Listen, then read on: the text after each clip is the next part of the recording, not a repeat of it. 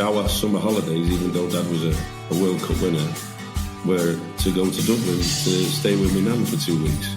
That's a great holiday. Honest to God, it was brilliant because you weren't in England, so there wasn't all the stuff about Dad. It was like a freedom for us over there. We'd literally have a breakfast, go out on the street. We just had the best summers ever because we just used to go out and play all day. Welcome to Dementia Carers Counts podcast. To commemorate Father's Day, we spoke to John Stiles about his family's experience of caring for his father, the legendary footballer Nobby Stiles, who died last October with advanced dementia. John is a former footballer turned comedian and an ardent supporter of Dementia Carers Count. John and his family are on a mission to raise awareness of the 700,000 families in the UK living with dementia and ensure they get the support they so desperately need. John shared heartwarming tales from his childhood, gave us an insight into growing up with a famous footballer dad, and spoke about his relationship with his father, the moments he cherished, and the heavier stuff too.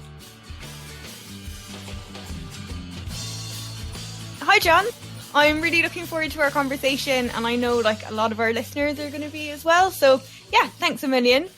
If it's okay with you, I'd like to start kind of at the very beginning for you.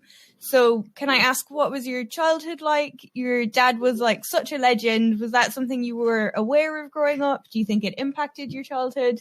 You're already laughing, so that's a good... No, it's the reason why I'm laughing, it's his birthday today. How are you doing? All right. Basically, as a kid, my dad was just my dad. To us, he'd come home. We didn't even really know how big a thing he'd done winning the World Cup and the career he had.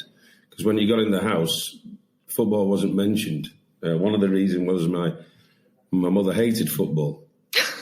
Her dad was a footballer. Her brother was a great footballer called John Stiles. I became a footballer, and she hated football. So when he came in the house, basically it was forgotten, and Dad was just Dad, and you would never meet a more quiet, humble man who liked to have a laugh. Just a great dad, really. But when it became apparent that it was different was when we'd go out and there'd be other people, and they would treat me differently once they knew who my dad was.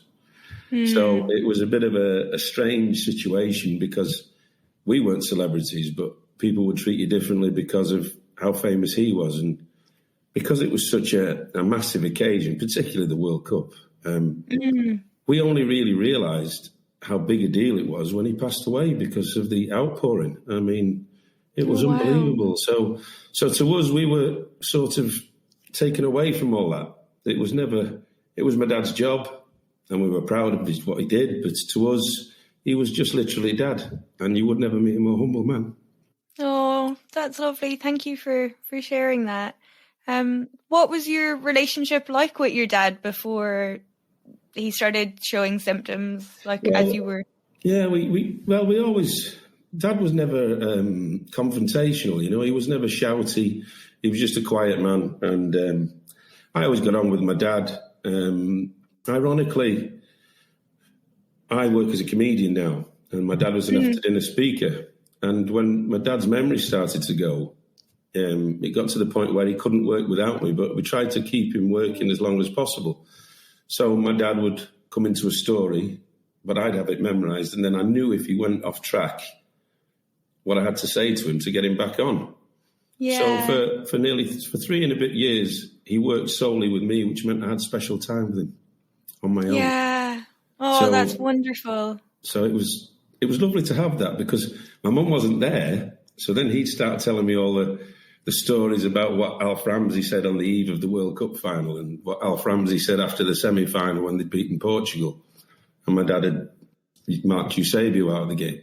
So ironically, I know there's nothing really good about dementia, but I was able to help him to work and I was able to spend special time with him. And I'm grateful for that. Yeah, that's lovely. It's lovely that you have that memory and that you got that opportunity. So how did his symptoms first manifest? What did you first notice? Well, he was 60, and the reason why I remember it is because he'd had a heart attack. And then not long after, his memory it just suddenly seemed to get worse. So that was, I think that was 2002. And then it was a gradual progression that his memory was getting worse to the point where he needed help, really. So he gradually got worse. And then that's when he was working with me. And then 2013, he had a massive dip, which seems to be very common with the footballers, because their dementia is pretty unique because of the trauma that's caused the front of the brain. And we never really got him back after that. So I would say we had since he was 60. So it was like 18 years really of watching him leave, and my mum in particular. I'm sure you're going to ask me these questions later, but my mum in particular struggled with it. I think it's very hard to accept that the person you're seeing is never really going to come back. Yeah, definitely. So in 2013, he briefly came home, but the rest of the time he spent it in either a hospital or a home. What about support from like your extended family and friends? Did your mom, I suppose if your mom was the main carer, what support did she have outside of your immediate family? Not much. Really? Well, my mum's a very private person. Just to even let somebody into the house, if I give a bit of respite care, was difficult. And she took it on herself that she would be the one to look after Dad. That's all she wanted to do. And again, this is another thing that this guilt, it's my responsibility. And what you don't realise is that this person is very, very poorly. And it would probably take 2 or 3 professional carers to look after him. And my mum was doing it on her own. Yeah, and that has an impact on her health as well, That's probably something that a lot of family carers don't realise at the time, but giving so much of yourself and trying to do it all yourself, it isn't. Well, I think you're absolutely right. I think mentally and physically it is exhausting and to a large extent heartbreaking as well. Yeah, definitely. Hard for the whole family.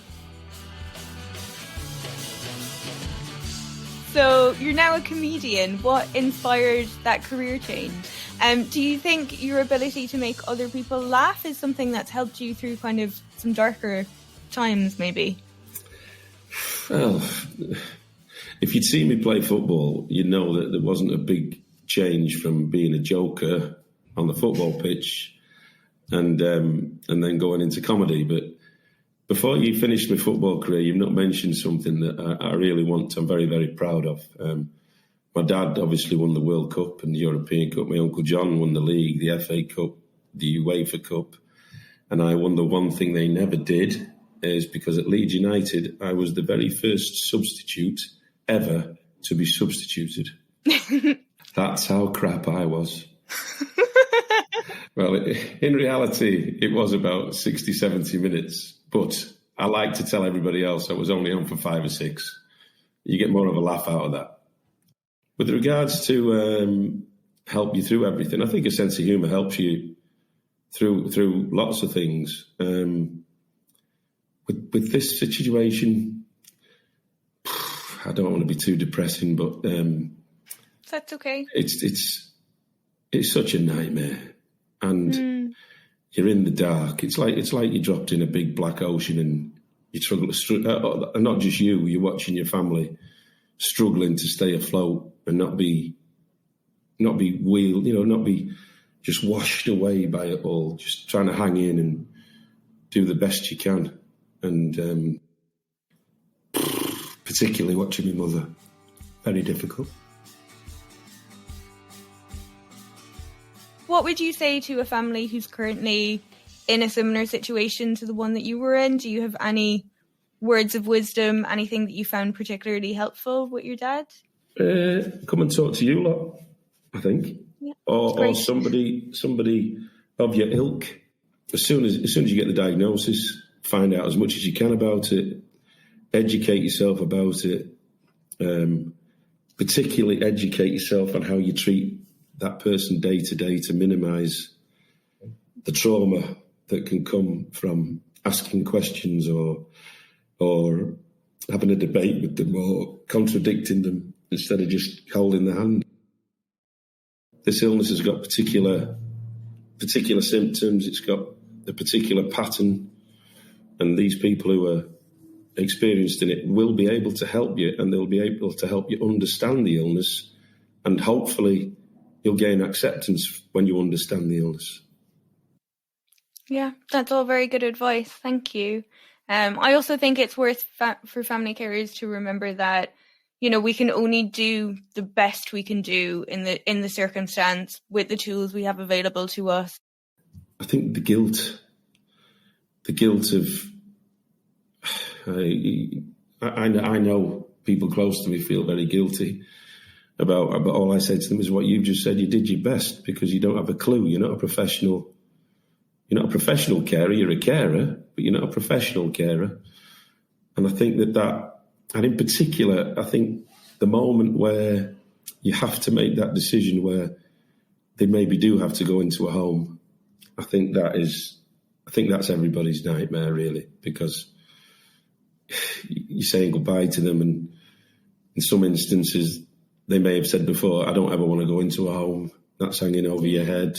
And I just think that's very difficult. And that's, again, where education can help. I know of several families, my own included, where dad was really poorly and he needed professional help round the clock.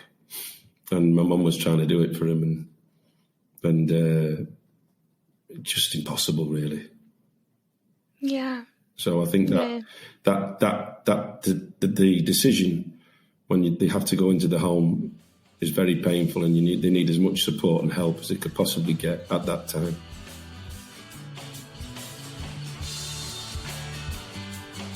So my final question is, we're asking all of our guests this series, what small step have you taken to overcome a sense of isolation? And that could be the isolation you felt when you were caring for your dad, or the isolation that you might have felt in the last year of lockdown, you know?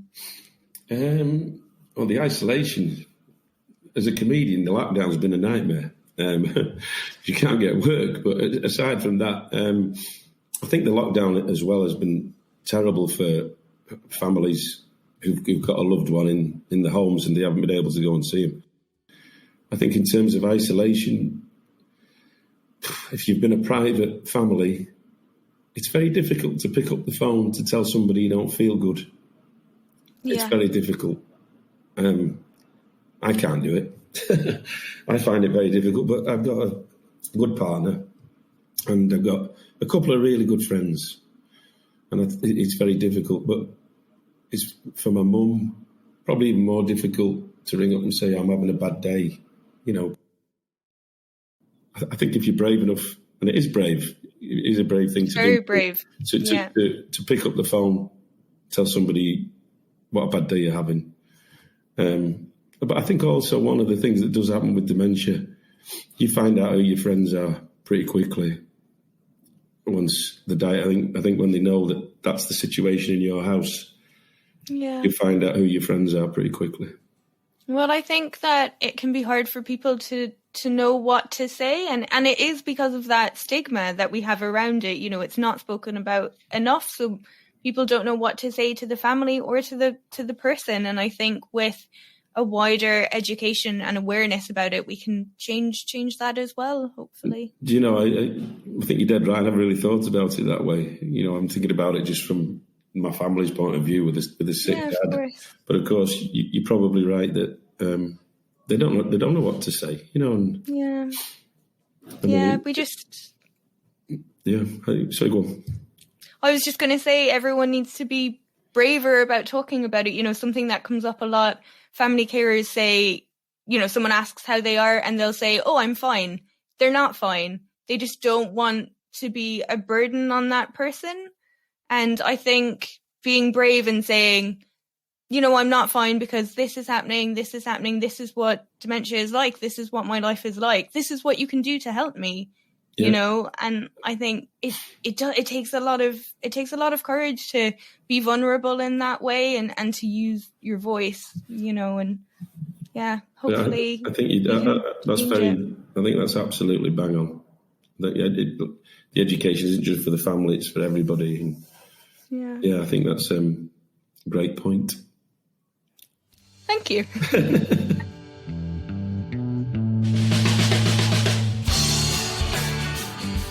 Thank you for listening to the Dementia Carers Count podcast. Anyone can be touched by dementia, and whether you're a family carer or not, we encourage you to join John in supporting our charity and the 700,000 families in the UK living with dementia. You can do this by visiting our website, dementiacarers.org.uk, and joining our mailing list. We'll be sharing more stories from family carers, strategies for maintaining your well-being from health and care professionals, and exciting news about our upcoming events. Join us, and together we'll make Dementia Carers count. Thank you.